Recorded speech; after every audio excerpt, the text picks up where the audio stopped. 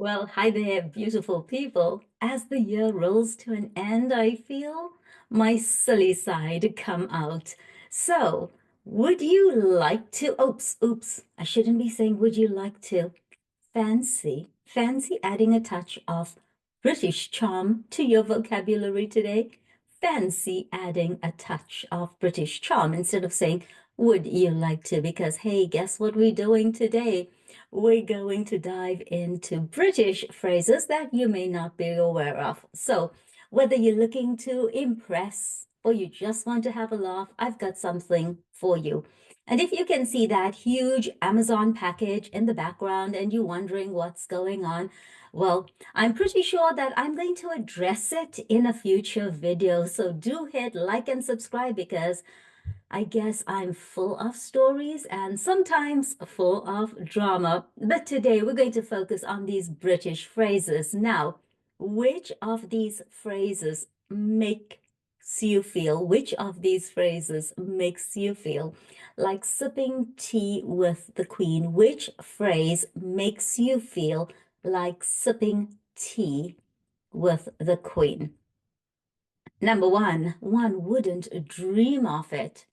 Two, it's simply not the done thing, or let's have a chin wag. And if you don't know what these phrases mean, well, just stay tuned because we're going to have some fun unpacking them. But first, this quote is so interesting that I really didn't want to share it with you. So it was by Oscar Wilde, and he said, let me get this right. A little sincerity is a dangerous thing.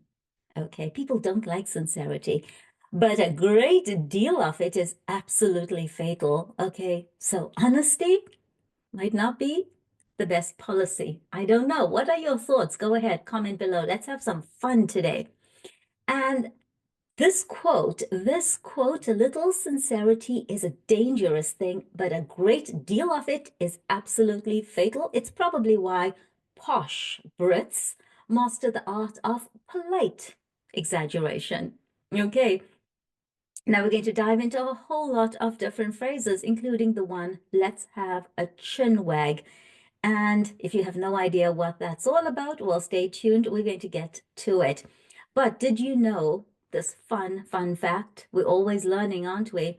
The term chin wag dates back to the 19th century, and it means to wag one's chin, wag like a dog's tail, wag one's chin while talking. So think about that and let me know whether it's the right phrase for the one that's coming up.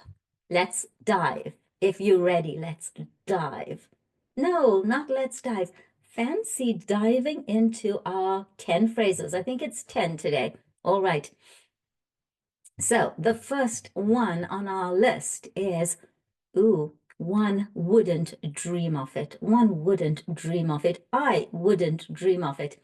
And I'd use this one if I want to politely decline something or express shock at an idea or an action. So, borrow your car without asking? I wouldn't dream of it. One wouldn't dream of it. That would be frightfully improper. I wouldn't dream of it. Okay.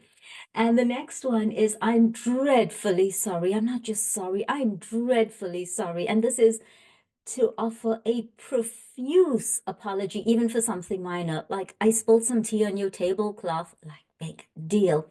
Oh, I'm most dreadfully sorry. I'm dreadfully sorry. It's such an exaggeration, right?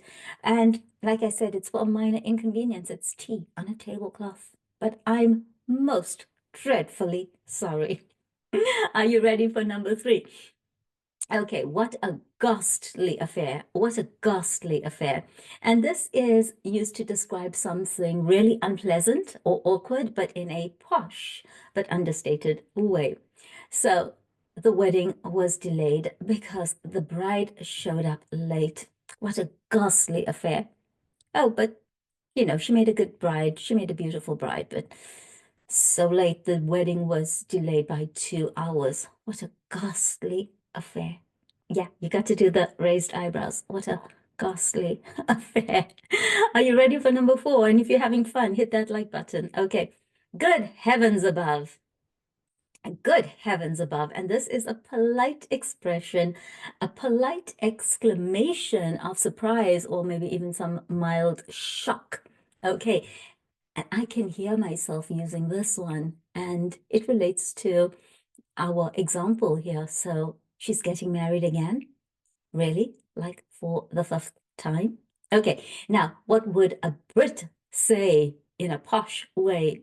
She's getting married again. Good heavens above.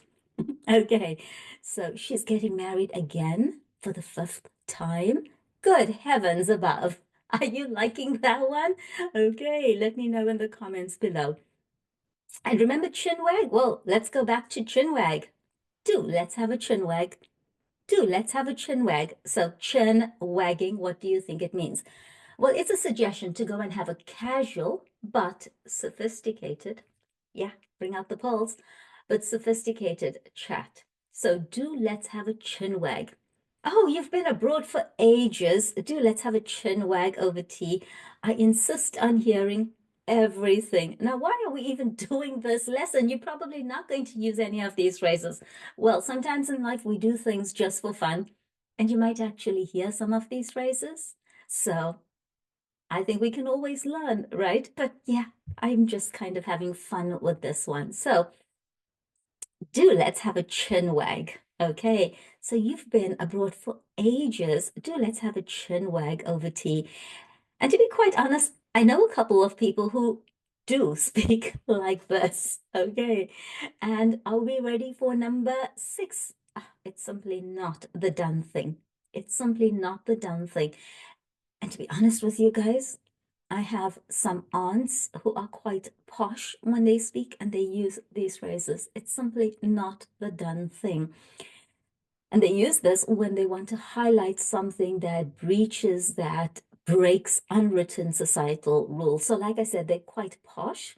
And so they have their rules, unwritten rules, which we as the younger girls and younger women in the family know, but that new generation, young generation may not be aware of it. They're constantly breaking the rules.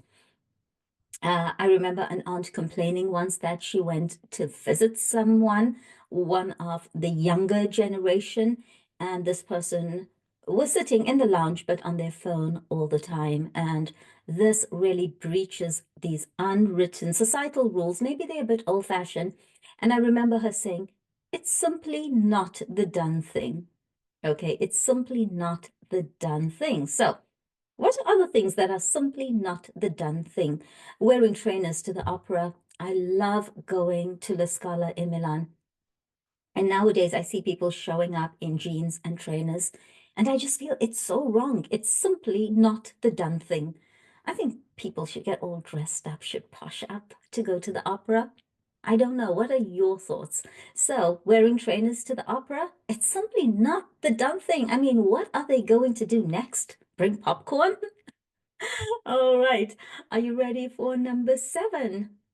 Be a good sport, won't you? Be a good sport, won't you? And if you read The Great Gatsby, or if you are in my book club, we have a book club. The link is in the description, in the comments below. Go ahead, join us. It's fun. We do a book every month and we dive deep into everything. But back to good sport. If you read The Great Gatsby, you would have heard this phrase, old sport, good sport. Be a good sport, won't you? And this is a light, friendly way of asking for cooperation or for help. So back to my Amazon package. That's driving me crazy. 30 kilos. And it was dropped off on the lower floor, and the delivery guy just expected me, who weighs under 50 kilos, to carry it up on my own. Now, I think I could have said, be a good sport, won't you? But he doesn't speak English, and I don't think he would have cooperated. So, be a good sport, won't you, is a light, friendly way of asking for cooperation or help, but it does help if the other person speaks English. So, be a good sport, won't you, and pass the salt. I'd hate to lean across the table like a commoner. Okay, so be a good sport, won't you? and do this for me or do that for me. Be a good sport, won't you? And pick me up on your way to the event. Okay, so give me a lift. Be a good sport, won't you? And give me a lift. Okay, be a good sport, won't you? I actually like this one, and I think it can be used quite easily. Be a good sport, won't you? So far, let me know which of these phrases resonate with you. Which ones have you rolling on the floor laughing? Okay, are you ready for number 8? Right. I haven't the foggiest. It's a very posh way of saying I don't know. Just I don't know. It's admitting complete ignorance. And it's often done with a charming shrug. I haven't the foggiest. Okay, want to practice with the body language? Come on, let's do this. Like I said, it's just for fun. I haven't the foggiest. Is she getting married again? I don't know. No. I haven't the foggiest. I haven't the foggiest. I haven't the foggiest. I like it. I like this one a lot. And to be honest with you guys, sometimes I use posh phrases. So, how does one, oh gosh, how does one assemble that chair in that Amazon box? Okay, yeah, the 30-kilo Amazon box that I carried up a flight of stairs.